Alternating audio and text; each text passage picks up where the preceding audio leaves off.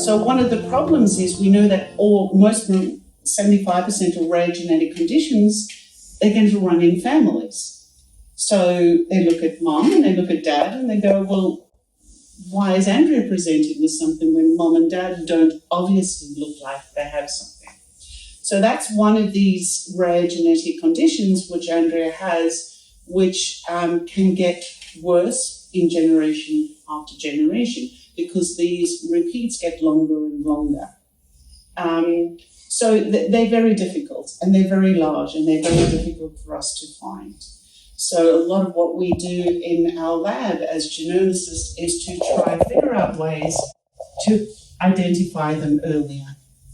So my first question for Andrea, well, actually, let's demonstrate to the audience, Andrea, what is myotonia dystrophy and how did we recognize it? Do you want to show? Yeah. Okay. So this is how we actually identified it. It was no doctor who identified what Andrea has. She was in the hospital and she couldn't open her cool drink, her water. And I said to her, you're always asking me to open your drink. Why are you doing that? She said, because I can't. And so I asked her to squeeze my hands. Squeeze my hands. You want to just do my hand? Okay. Squeeze, squeeze, squeeze. Now let go. Let go. Let go. Is that painful? Yeah. So this was how we recognized this. So that, what Andrea's just showed you, which is very painful, is myotonia. So that's what you hear in the first part of the name is myotonia. Now, many of you have probably heard of muscular dystrophy. So when people think of dystrophy and they think of anything to do with the muscles, that's what they think of. But in Andrea's case, it's a spasm of the muscle so that she can't then release it once it's being contracted. So this is a problem because it's not only the external muscles, there's also internal muscles. So it's any soft muscle, so swallowing. Do you want to tell a bit like a cramp? Is that what it's like? Yeah, so my hands cramp up whenever I grab something too tight or try to open something like a bottle of drink. If the cap is a bit too tight, yeah, my hands will cramp up. Give an example of what happens when you get hiccups. When I get hiccups, because your chest contracts when you have hiccups, it doesn't release, so I feel like I'm choking. So there will be basic muscular, so it's all the smooth muscle in the body. So externally, it's from the wrists down and hands and the knees down. But internally, so Andrea, can you tell them something about your swallowing? Okay, this was one of the first symptoms I had. So I had it from a very young age. But whenever I eat, it's just usually with everything, things like yogurt and stuff is okay. But anything harder than that, when I swallow it feels like something is stuck in my throat because I can't fully swallow it unless I have a drink with it. I have to have a drink with everything I eat to help me swallow, but I can't swallow it just regularly. So, Andrew, do you want to tell them a little bit about the journey of before your diagnosis? Some of the some of the things we had to chase, and because all the doctors were looking at them individually, we weren't getting to answers. Can you think of any? Yeah, so I didn't go to doctors for a long time, but as soon as I started living with my mom, she actually sent me to a doctor. And they were looking at the individual symptoms I had, which means they didn't think of any underlying causes. So I went to different hospitals and they were all saying, oh, it's this, oh, it's that, never coming to an actual conclusion. And I remember the time that my mom figured it out, she told the doctors that, hey, can you look into this at the hospital? And they said, sorry, we do not use Dr. Google in this hospital. Turns out my mother was right and got me tested at St. Vincent's Hospital, which is right next to her work. And I got the results maybe 2 weeks later, and yeah, she was actually right. But because the doctors weren't listening and diagnosing everything separately, they didn't think of it as a whole thing. That's why I wasn't diagnosed until much later. Yeah, so one of the big problems with these conditions is there's multiple facets. So one of the problems Andrea had was bladder infection for about 7 years. And now we've realized that's because the muscle again in the bladder can't empty. So therefore you always have residual urine there, which will lead to infections, which then will lead to other things. But unfortunately, this is not even on the symptom list of DM1. This is what we call her condition in summary, DM1. So the amount of pain you had to learn to endure Was extensive. And is extensive. Is extensive, yeah. Can you tell everybody when you started noticing, I know a great example you give me is when you were at school and you had to measure your heart rate Yes. and what trick you learned to fool the teachers. Yeah. You became a There's very... a number of teachers in the room, so it'd be really good. She became a very good trickster, even with us. Yeah. Which didn't help. No, I started realizing these symptoms around 8 years old. But it really started getting bad in high school. And I remember doing cross country once, and they had us take our heart rate when we were resting, after we had done running and all of that. Unfortunately, I realized my heart rate was much higher than everyone else. Everyone else was like in the 70s or 60s, and I was in the 90s at a resting heart rate. So what I did was I lied and said that my heart rate was about the same as everyone else's. I didn't actually tell the teacher what my heart rate actually was. Instead, I lied and said, oh, it's like 72 or something. You started learning what all the other children were saying. I started realizing because what she all the realized other they kept children on were saying, yeah. can't be right, do it again. Called averaging. Do it again. Yeah, do it again. they said like, oh, that can't be right, do it again, do it again, do it again. But it always turned out to be in the 90s. Eventually, after the third time of telling us to do it again, I just said, it's 72. I just went with that. But yeah, my heart rate was higher than everyone else's. So I guess you said one of your biggest reasons. So this is the first time Andrea's ever spoken about her condition, Thank you for sharing your story. and it's the second time she's allowed me as a scientist to speak about her condition. I did a week ago, 2 weeks ago in Perth at a conference where clinical geneticists were there. So Andrea and I decided it was the prime opportunity because they're the ones who see families becoming.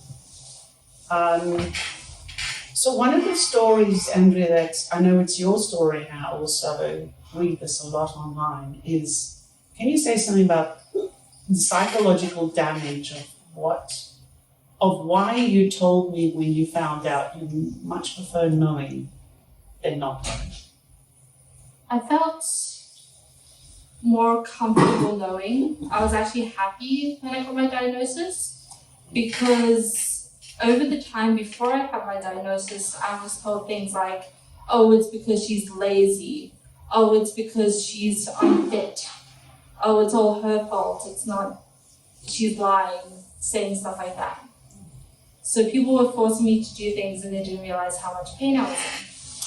In fact, one of those people was my dad. He was the one always telling me, oh, it's just because you're lazy and you don't want to do sport. But I was actually in a lot of pain. So I was actually thankful, like, oh my God, so that's why it's happening to me. And I was just like, thank goodness now I know what it is. So, so one thing that as a geneticist, you'll notice that families take these conditions very differently. So you will have families where one parent may blame themselves. They feel that they have passed this damaged gene or damaged variant on. You have denial. We've had family members, because in Australia, once you get a diagnosis, you do have to let the other family members know. That is the legal obligation. The letter comes from the diagnostic service, and it's been very interesting to see which family members choose not to know and do anything about it, and which family members do. And it's got nothing to do with education. It's really got to do with personal preference and where they are in their lives. And I think we've realized also it's one family member who doesn't want to know about it, we believe probably has it, and just really doesn't want to deal with it. So it is very different, right? Yeah. How Andrea's family, Andrea's extended family have taken the news. Yeah. So so that is the journey. So maybe you want to touch a little bit on your experience, with post knowing about DM1. How do you think that's changed your life for the positive, and maybe also negative? Okay. A lot of things changed after I got my diagnosis. It was COVID as well. It was COVID, yes. I realized just before COVID hit. And yeah, there are some negative aspects about that and positive. I'd say most of the positive aspects are finding the right doctors and the right things that I need to help me, such as some things like a mobility scooter. I got a neurologist and all these great doctors. I had a few bad ones, I'm not gonna lie, but eventually found all the doctors I need, and they're all great, which is fantastic. It did take a long time to get this done, though, because of COVID. A lot of the doctors weren't working during COVID. But now we got everything done. We got NDIS, which we've had a little bit of trouble with. They're not giving us enough funding for what I need. But we're trying to fix that at the moment as well. And yeah, there's still quite a bit of things that we need to happen. It's just going to take some time. However, the negative aspects was, since I know about it, I started realizing these things more. And yeah, some of the things did get worse. But I think generally it's been a good thing, because I've been able to just have the help that I always needed.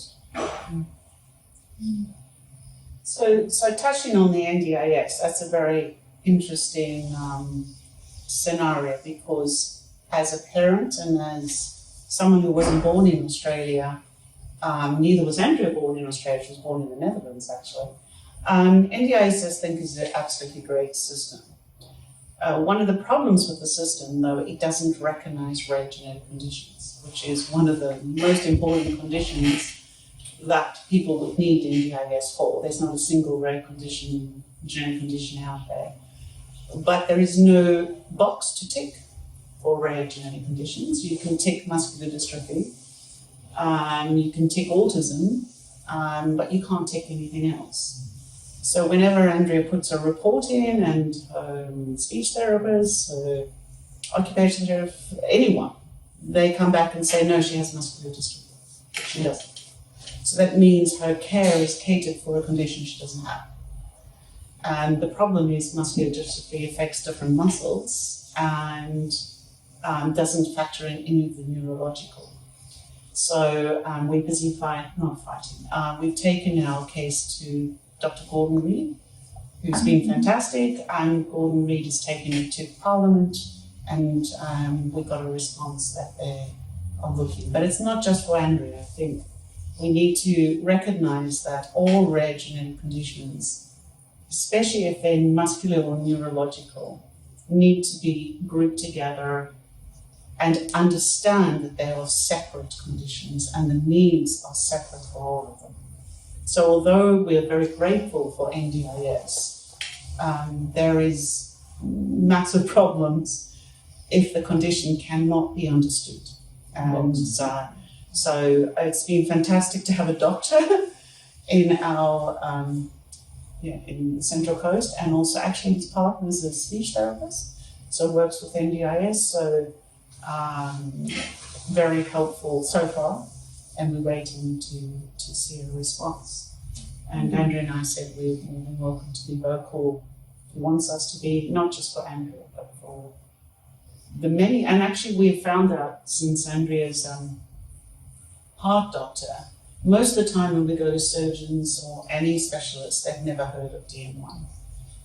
So we have to inform them and whatever. We went to a heart specialist and he said there's 5 families here in the Central Coast. I think that people with these rare genetic conditions that are muscular or neurological, especially muscular, will come and live up here because actually it's a much easier lifestyle. So tell everyone why you love the Central Coast. I love the Central Coast because it's quiet, it's beautiful out here, and honestly, I've never really been the city type person, but I've really loved it here. It's nice and quiet and calm, and that's all I need. So we thought that we would offer opportunity for you guys to ask us questions, both Andrea and myself. You can even ask Chris.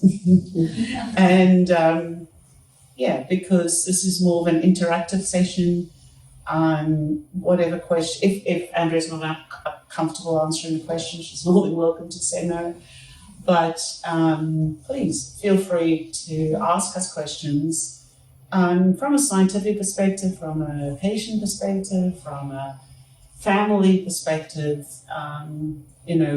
I don't know if any of you have met anybody or know of anyone with a rare genetic condition, but this is just about knowledge transfer, and this is why we want to do it. Sure. Vanessa.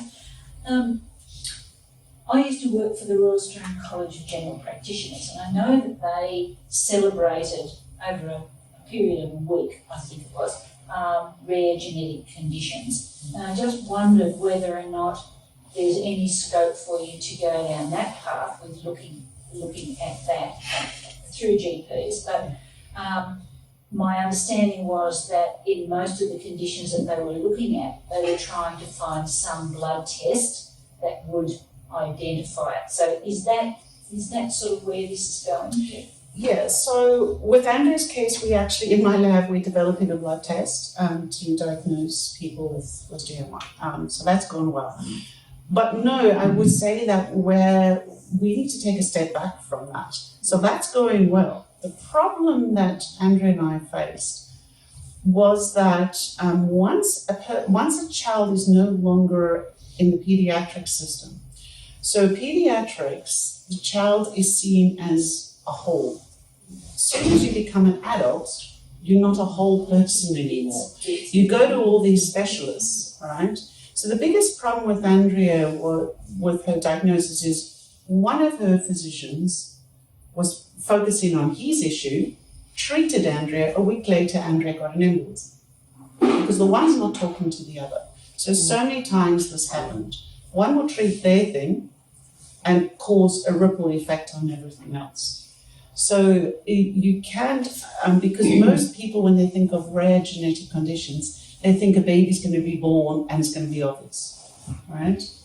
Andrea's wasn't. Andrea was, besides being premature and having some problems due to being premature, she really physically didn't show any signs. She looked quite different. So some of the things that she struggles with now, her facial features. So she can't raise her eyebrows. She can frown, but she can't raise them, for example. But she could when she was younger. The neck. So we went through so many scans of, she's got scoliosis. And no, she doesn't. And the doctors kept on saying, you don't. You just have to learn to stand up straight. This is myotonia. So it's these muscles along here will bring her head forward. So the problem is that there's really good specialists, but they're not talking to each other. And in fact, when was the last time? 2019? 2020? when the doctor told us, when we told her what you had, she said, Dr. I think it Google. was 2019. Yeah. And then she sent, I said, look, it's a genetic condition, she needs to test for DM1. And the doctor sent a script for a psychiatrist. He said it's all in her head. Mm-hmm. So this is most of the time, but you can't fault the whole medical system. It's one of the biggest problems, I think, with the medical system, and I've spoken to a lot of my colleagues because I work mainly with clinicians, is time. Someone who has a rare genetic condition needs a lot of time, and what clinicians don't have is time, because a consult is very fast, it's quick. So when Andrea decided that she really needed help, that's another whole story, but we said we're going to find one doctor, and I said to her, you're going to get more sick before you get better, because this doctor's going to have to go through all the things we know are not going to work, because they have no choice. So it's a catch-22, so I think if we can bring more awareness in general to the clinical profession that rare genetic diseases exist. So when you have a problem that just is not fitting, there's too many things going on, just think about the fact that it could be. So it really has to start at education at the GP level. It's this person is coming back with too many things over and over. Therefore, it must be something that's out of the box. It's a doctor house. It's one of these things that are difficult to solve and needs a holistic approach. So I think making rare genetic conditions a sort of a topic in itself, because you can't make can't put DM1 there, because they're too rare. So you put them all together.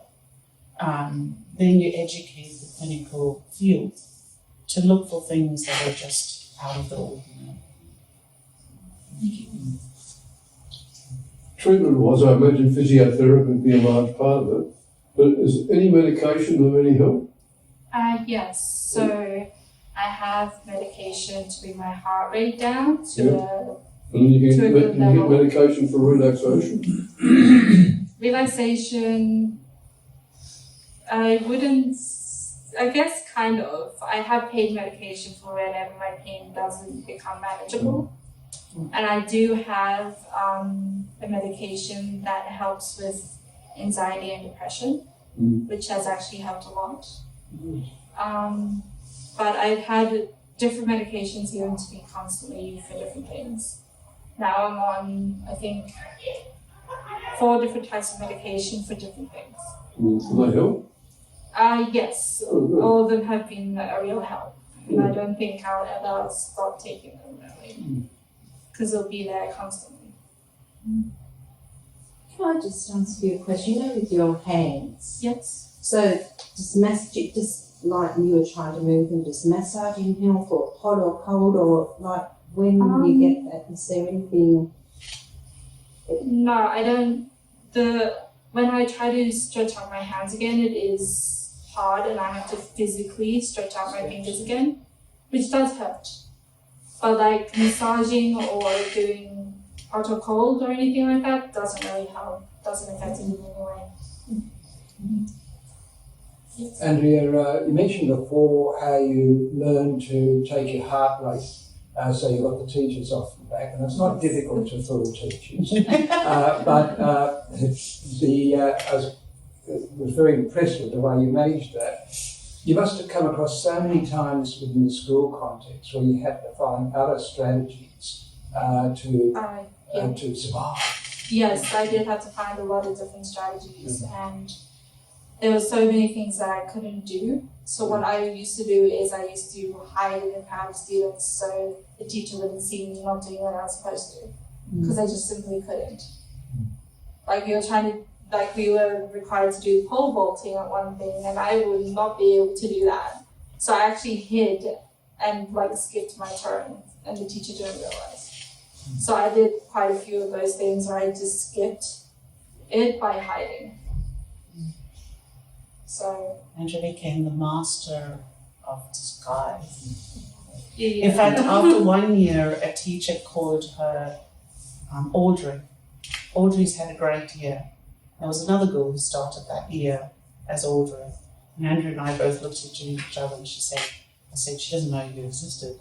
Because Audrey was another girl in the class. Remember that one? Did she pass? Yeah, she passed. Yeah, that happened a few times. Andrea became really good at hiding it. I'm not sure why she chose to hide I it. feel like it was necessary. I felt like being invisible was easier than being seen. So I made sure that I was invisible to everyone. To everyone at school. I even hid so many things from my parents. And of course that caused the issues to become worse. But I didn't realize. I thought it was, it's a good thing that I'm invisible, that I'm not causing people to worry about me. But no, it actually just made things so much worse that I didn't inform my parents of what was going on. Are there any other questions? I know this isn't polite to ask a lady your age, but how old are you, I think? I'm 23. And when were you first diagnosed? When did you first realise the condition? At what age? Well, I got diagnosed at 21 years old. So You first started seeing. I first started actually having symptoms at 8 years old. And then at 12, you had an operation which we thought was. Yeah, so I had an operation because I had a hole in my left kidney because it wasn't completely developed when I was born. But it was only discovered when I was 12 and we thought, once you get that fixed, everything will be fixed. But that wasn't the case. I did get a little bit better, but not everything was fixed. And things started getting worse again. So one of the issues is the symptoms were multiple and they would go in fluctuations. So with this condition, it's called, so her brother actually has it too, but her brother has a version where he doesn't show symptoms. So this is the problem with this condition. It can come in varied forms of symptoms, and this is depending on how much of that part of the gene is repeated. So how many times did it get longer? Now the problem with this part of the gene, it gets longer from generation to generation.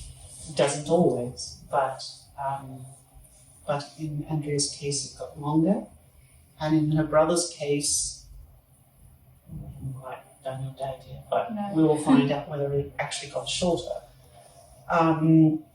But he still has it, and it means that he can't have children without.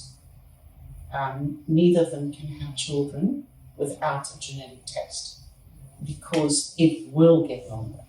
Like that is it will get, she had a 50% chance of having a child more severe than Andrea. So it's an absolute no-no the counsellors have to tell them it's a no-no.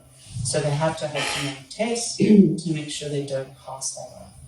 They have a 50% chance. Yeah, if I have a child, there's a 50-50 chance that they'll get very high repeats and probably show it from birth, where I only showed it from 8 years old. So you can have birth onset, child onset, or adult onset. I was child onset. So I showed it as a child, but not from birth. I have another question if nobody else has got one. Yes.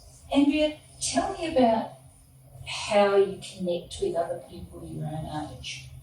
Do you have a group of people that you know, do you do it online? How do you connect with others? It's been extremely difficult. There is groups in my area, but not of people my age. People in those groups are usually much older than I am. But I've always had trouble making friends and trying to connect with people. And I don't have many friends because of that. The neurological has a lot to do with it, because people see me as weird and I think in a different way from others. And because I couldn't do sport and stuff, I couldn't really connect to the people who were sports and who were active. You know, a lot of people like to do sport and stuff, and I just couldn't do that. So I found it hard to connect to anyone my age. Is there anything that we can do as a Rotary Club to help you with that? Just bringing awareness is all I want. I don't want other people to experience the same things I did, saying, oh, it's their fault, or they just lying, or they trying to hide something. I just want to bring awareness. That's all I want, is to bring awareness and make sure people aren't blamed for something they can't control. That's it. Well, I hope that this awareness raising that happened today. So you've taught me a lot about your condition. I couldn't even pronounce it to start with. But thank you very much. No, Is there thank you anything for else that you listening. want to tell us before we finish? No, I think I just want to say thank you for listening. Yeah. I mean, this is our first experience. No, it's great to just. I'm just glad that you listened. I mean, most people aren't willing to listen, so this is actually nice.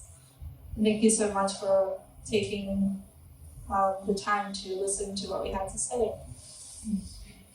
Vanessa, I was wondering if you'd be prepared to come back sometime in the future, 6 months, a year, and visit us again, and for a conversation as to what's been happening in your life, because I know that people here will be really interested in that, and obviously you're very interested in that topic, but it's just such a help, I think, for us, even if we don't understand a condition very well like yours, to know that these conditions impact on people in an awful way, but underneath it all, it's still a person, and sometimes we lose sight of that as a society. And I think our club members would really appreciate an opportunity to talk further if you're happy with that. Oh yeah, definitely. That's a wonderful idea. Jen, did you have something else you want to ask? Yeah, I was just going to ask, what are the things that you can do that you really enjoy? Like I said, my movement is very limited. Like, I would have loved to have done sport, but that's pretty difficult for me. But yeah, I like reading, I like writing, I like Yeah. I like So can you type or you literally write? I usually type, because literally writing, my hand will get sore and I can only do it for about 10 minutes before I start feeling the soreness from my hands. So I usually type. But I also like playing the piano or singing, and I always found things I was able to enjoy. It's just like there's certain things I just simply can't do that I would have liked to, but I just can't do it. Like, I would have loved to have done sport like my brother does. He plays a lot of sport, and I would have loved to have tried all these different sports, but I just couldn't after I turned 8 years old.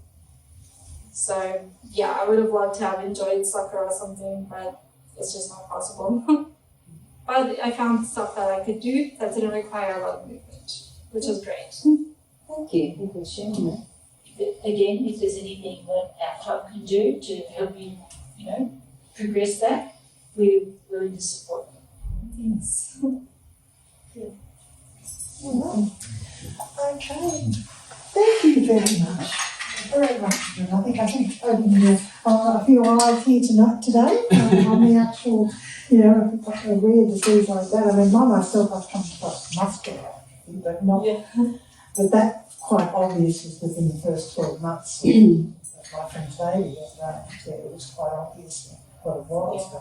But something like this, it's just amazing to take that long for someone to diagnose it. It's amazing what you have to go through.